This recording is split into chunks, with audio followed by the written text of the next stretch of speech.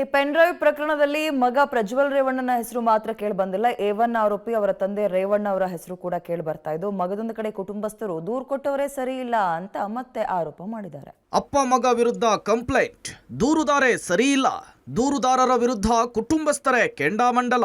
Sir, ಅವಳನ್ನ ಅವ್ರ ಮನೆಗೆ ಕೆಲಸಕ್ಕೆ ಸೇರಿಸಿದ್ದೆ ನಾವು. ಊರಲ್ಲಿ ಆಕೆಯೇ ಸರಿ ಇರಲಿಲ್ಲ. ದೊಡ್ಡಗೌಡ್ರ ಕುಟುಂಬ ನಮ್ಮ ಪಾಲಿನ ದೇವರು. ಅವರು ನಮ್ಮ ಕಷ್ಟಕ್ಕೆ ಹೆಗಲಾಗಿದ್ದಾರೆ.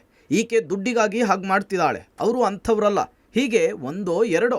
ಹಾಸನದ ಪೆನ್ ಡ್ರೈವ್ ಪ್ರಕರಣದ ಸಂಬಂಧ ಹೊಳೆನರಸೀಪುರದಲ್ಲಿ ದೂರು ಕೊಟ್ಟಿರುವ ಮಹಿಳೆಯ ವಿರುದ್ಧ ಆಕೆಯ ಕುಟುಂಬಸ್ಥರು ರೆಬಲ್ ಆಗಿದ್ದಾರೆ. ಆಕೆ ಊರಿನಲ್ಲಿ ಸಾಕಷ್ಟು ಸಾಲ ಮಾಡಿಕೊಂಡು ತುಂಬ ಕಷ್ಟದಲ್ಲಿದ್ಲು. ಆಗ ರೇವಣ್ಣ ಅವರೇ ನಮಗೆ ಸಹಾಯ ಮಾಡಿದ್ದಾರೆ. ಅವರು ಅಂಥವರಲ್ಲ, ಅವಳ ಆರೋಪ ಸುಳ್ಳು ಅಂಥೇಳಿ ದೂರುದಾರ ಮಹಿಳೆಯ ವಿರುದ್ಧ ದೂರುದಾರ ಸಂಬಂಧಿಕರುಗಳೇ ಕೆಂಡಾಮಂಡಲರಾಗಿದ್ದಾರೆ. ಭವಾನಿ ಅಮ್ಮನವರು ನಮ್ಮ ಕಷ್ಟ ಸುಖವನ್ನು ನೋಡಿದ್ದಾರೆ. ದೂರುದಾರರ ನಡತೆಯೇ ಸರಿ ಇರಲಿಲ್ಲ. ಅವರಿಗೆ ಯಾವ ದೌರ್ಜನ್ಯ ಕೂಡ ಆಗಿಲ್ಲ ಅಂಥೇಳಿ ಪ್ರಜ್ವಲ್ ಪರ ಬ್ಯಾಟನ್ನು ಬೀಸಿದ್ದಾರೆ. ಅಲ್ಲೂ ಅವ್ರದ್ದು ಕ್ಯಾರೆಕ್ಟರ್ ಸರಿ ಇರಲಿಲ್ಲ. ಅಲ್ಲೂ ಕೆಟ್ಟ ದಾರಿ ಹಿಡಿದು ನಮಗೆ ತಲೆ ಎತ್ಕೊಂಡು ತಿರ್ಗಕ್ಕಾಗಲ್ಲ, ಇವರಿಂದ ಇಂಥ ಬಾಳಿ ಬದುಕಿದ ಮನೆಗೆ ಇಂಥವ್ರು ಬಂದು ಹಿಂಗೆ ಹೆಸರು ಹಾಳು ಮಾಡ್ತಾರಲ್ಲ ಅನ್ನೋ ಉದ್ದೇಶಕ್ಕೋಸ್ಕರ ನಾವು ಎಲ್ಲಾದ್ರೂ ಒಂದು ಅವ್ರ ಬೈದಲ್ಲಾದ್ರೂ ಇವ್ರು ಇರ್ತಾರೆ, ಒಂದು ಗೌರವ ಕೊಡ್ತಾರೆ. ಕೆಲಸ ಬಿಟ್ಟು 5 ವರ್ಷವಾಗಿದೆ. ಇಷ್ಟು ದಿನ ಯಾಕೆ ದೂರು ಕೊಡಲಿಲ್ಲ?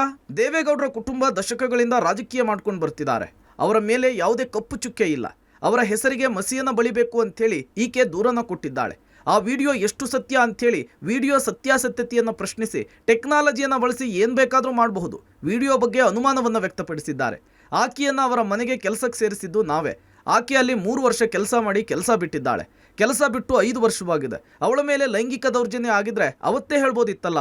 ಹೆಣ್ಣಾದವಳು ಯಾರೂ ಕೂಡ ಸಹಿಸಿಕೊಂಡು ಸುಮ್ಮನಿರೋದಿಲ್ಲ. 5 ವರ್ಷದಿಂದ ಯಾಕೆ ಸುಮ್ಮನಿದ್ಲು, ಯಾಕೆ ದೂರು ಕೊಡಲಿಲ್ಲ ಅಂತ ಪ್ರಶ್ನಿಸಿದ್ದಾರೆ. ದೂರನ್ನ ನೀಡಿರೋದೇ ತಪ್ಪು, ಅವರೇ ಸರಿ ಇಲ್ಲ ಅಂಥೇಳಿ ಆಕ್ರೋಶ ಹೊರಹಾಕಿದ್ದಾರೆ. ರೇವಣ್ಣ ಸಾಹೇಬ್ರು ಇಲ್ಲಿ ತನಕ ಯಾವುದೇ ತರದ ಕಪ್ಪು ಚುಕ್ಕಿ ಇಲ್ಲಿವರೆಗೆ ಬಂದಿಲ್ಲ.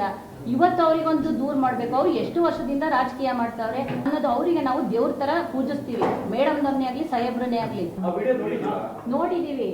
ಆದ್ರೆ ಈಗ ಗಾಸಿಪು ಇವಾಗ ಏನು ಅಂದ್ರೆ ಗ್ರಾಫಿಕ್ ಏನ್ ಬೇಕಾದ್ರೂ ಮಾಡ್ಬೋದು. ಒಟ್ಟಾರೆ ಹಾಸನದ ಪೆನ್ ಡ್ರೈವ್ ಪ್ರಕರಣದ ಸಂಬಂಧ FIR ಕೂಡ ದಾಖಲಾಗಿದೆ.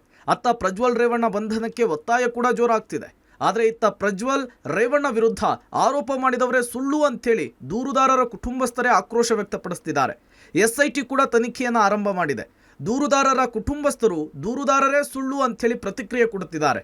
ಅಂತಿಮವಾಗಿ ಈ ಪ್ರಕರಣ ಎಲ್ಲಿಗೆ ಹೋಗಿ ಮುಟ್ಟುತ್ತೋ, ಯಾರು ತಪ್ಪಿತಸ್ಥರಾಗಿ ಕೋರ್ಟ್ ಕಟಕಟೆಯಲ್ಲಿ ನಿಲ್ತಾರೋ ದೇವರೇ ಬಲ್ಲ. ಕ್ಯಾಮರಾಮನ್ ಪುನೀತ್ ಜೊತೆ ನಾರಾಯಣಗೌಡ, ಪಬ್ಲಿಕ್ ಟಿವಿ, ಚಿಕ್ಕಮಗಳೂರು.